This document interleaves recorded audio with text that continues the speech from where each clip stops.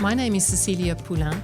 Welcome to the Pathway to Partnership podcast, where we talk about what it really takes to succeed as a woman in a law firm. My name is Cecilia Poulain. I'm a former finance lawyer who now helps women lawyers make it to partnership, using the tools and insights I've developed in my Pathway to Partnership program. In this podcast, you'll get clarity on whether partnership is truly what you want. You'll build your confidence, and you will master client development in a way that feels sustainable. So let's get you walking into the office every morning, clear on why you're aiming for partnership, free of imposter syndrome, and confident in your ability to bring in clients without burning out. I'd like to start this episode with a story. It's a story that a client told me. She told me that when she was a young lawyer, she was working in one of the Magic Circle firms in London. And every day on her way to work, she was crying. And then just before she walked into the front door of her firm, she got out her tissue, she wiped her eyes, she blew her nose, and she forced herself to smile. That story makes me feel so sad, but at the same time I wasn't surprised. Because law can be a really tough, really lonely profession. And too many lawyers think they have to carry it all alone. So in this episode, we'll be looking at the 3 different types of relationships you need to be proactively building with the people who can help you on your partnership journey. Loneliness is a surprisingly big problem in law firms. We can be surrounded by people, but still feel lonely. Part of that comes from the fact that lawyers are often, they're very smart people. They can be very competitive. And sometimes they can be a little bit intolerant of weakness or fragility. And so we pretend that everything is okay and keep up a front. And lawyers themselves are used to succeeding. They're used to being top of their classes at school. They're used to doing well at university. And so when suddenly they feel that, this is all a bit more difficult than I thought, and maybe they feel that they're failing, that can be a very new emotion for them. So what do? Sometimes they try to carry it all alone and they get more and more and more lonely. And sometimes they talk to family or friends. And that might help. I mean, it's always great to be listened to, but often it doesn't. Because unless they're lawyers, family or friends don't often understand the industry, and they don't really know how to help you find solutions to your problems. So it's so important to recognize when you're struggling and then think strategically about which relationships you actually need. Because you can't be a successful lawyer without successful relationships. And there are 3 types of relationships you need to support your career. The first type of relationship is emotional support. Because if you're not functioning well emotionally, you're not going to be able to function well as a lawyer. And if you're not functioning well emotionally, the chances are that you might be a little bit more difficult to work with, that maybe you're pushing people away, maybe you're being a bit judgmental, maybe it's just not working with the people around you.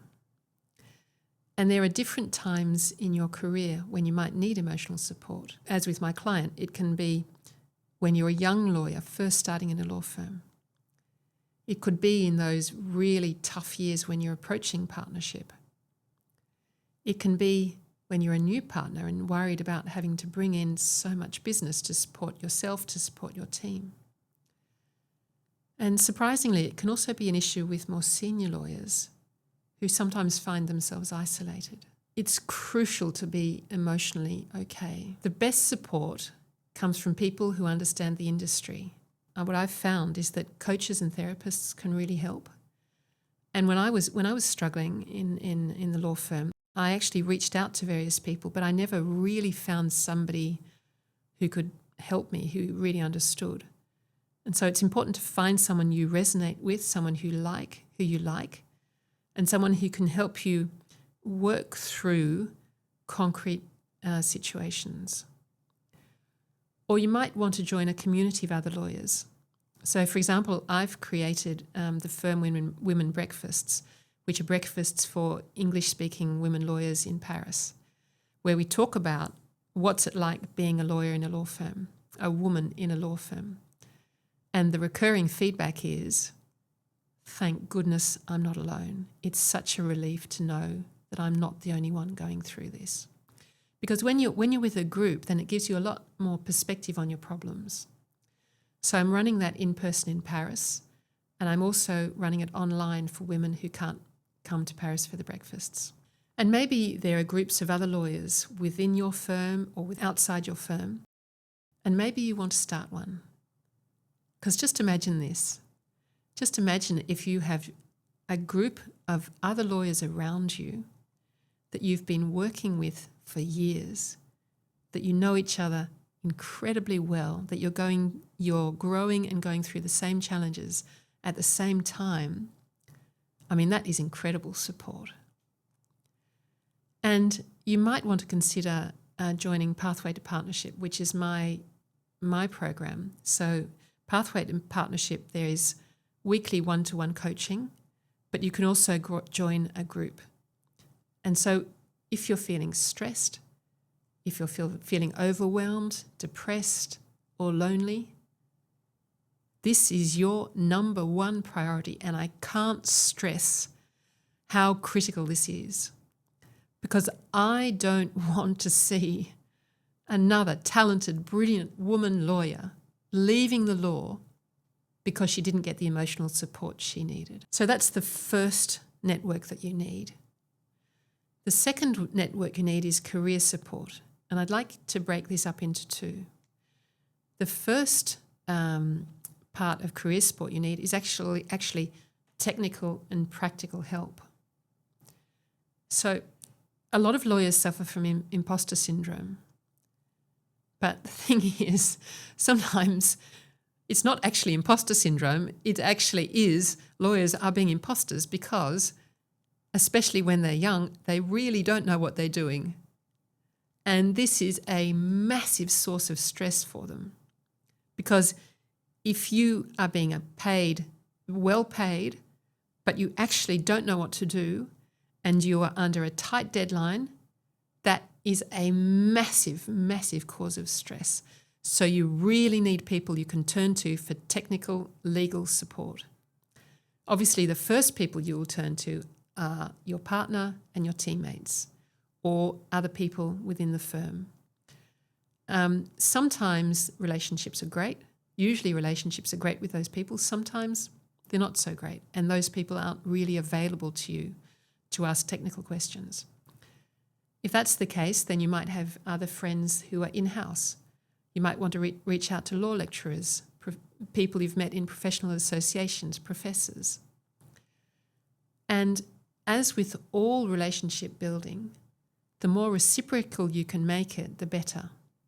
Because when you give and when you are helping others, they are far more likely to be helping you. So that's the first part of the career support. The second part is strategic career advice. And for strategic career advice, you really need to have mentors, sponsors, or coaches. So what's the difference between those three? A coach is somebody who creates a space and asks you a ton of questions so that you can find your own responses. Because a coach actually doesn't know much about your situation, whereas a mentor is somebody who's in the industry and who knows a lot about the situation, and so they're in a position to also give you advice. And then a sponsor is somebody who will say, I think that we should really put Helen up for partnership this year. It's somebody who will stand behind you and support you and put your name forward. So women often say that actually, despite what we might think, it's not maternity leave that's holding them back. It's not having to deal with small children that's holding them back. It's the lack of career support from more senior leaders. And I've heard that there are certain partners who actually do this on purpose because they know that often the younger women lawyers are very diligent, they get things, they're conscientious, they get things done on time, they're motivated. But then after 3, 4, 5 years, they get a bit tired and they get a bit sick of it and they start to think about having children, and then they start to think, well, maybe the law firm's not for me, and then they go in-house or they do something else. And at that stage, then these partners then start to support the men, to take them out to lunch with clients, to take them to play golf with them, to take them to the rugby, to go drinking with the boys, and then really grooming them for partnership. Not all partners do that, obviously. Some do. But the point is that if you're not getting that career support, then you need to proactively create it. And if you're not getting the career support within your firm, then you may want to look outside the firm.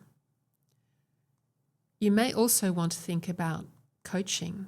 I mean, what I do all day, every day, is I work with women lawyers, and I work with them on things like their business plan, things like bringing in clients, things like dealing with difficult relationships, situations where they're lacking confidence, or strategic decisions about their career.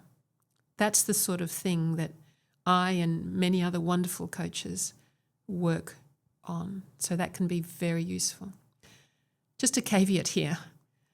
Some women lawyers, or some women, senior women in any profession, say that they can hardly open their office door without a woman coming up to them and saying, hey, can you mentor me? Can you sponsor me? And so all that work, boom, is falling on the senior women. It doesn't have to be a woman. You don't have to have a mentor who is a woman, or a sponsor who's a woman. I've heard of many great men who are sponsoring and mentoring younger women lawyers. So let's not overburden the senior women. Okay, so that's the second network you need to think about. The third network is referral lawyers. Could I suggest that you go back over through your most recent clients, say your clients over the last year, and think about where did they actually come from? And you might be surprised to find out how many came from other lawyers, either lawyers from within the firm or lawyers from outside the firm. And it makes sense, really, doesn't it? Because if you're a non-lawyer, you don't know the scene, then the logical thing to do is to reach out to the lawyers that you do know and say, hey, do you know a lawyer who? And so it makes sense that a lot of our work comes from other lawyers. You want to be thinking about how you can be creating, supporting those relationships, and then making it reciprocal. So how can you be supporting their practice? What value can you be giving them so that then they think of you when somebody says, oh, do you know a lawyer who does such and such? You might like to just take 10 minutes with a pen and paper after this episode to map out your current network, to map out who is supporting you emotionally, who is helping you with technical or strategic issues, and look at where most of your work is coming from. And if there are relationships with referral lawyers, maybe that you've let slip, that you need to give a bit more work to. And look at where the gaps are. And maybe circle that one gap that feels the most urgent. And this week, take one small step to start filling it. Thank you so much for joining me for this episode of the Pathway to Partnership podcast. I really appreciate it. I hope that today's episode has given you greater clarity and confidence on your own pathway to partnership. And if you've enjoyed this conversation, if you've learnt something from it, please subscribe. Please share it with a colleague who might find it useful. And please leave a review. And let's together help more women make it to partnership and thrive when they get there. And if you do want to go deeper, head over to www.ceciliapoulin.com, and there you'll find resources and ways we can work together. So until next time, remember, you don't have to do this alone, and you get to define success as a woman lawyer on your own terms. See you next time.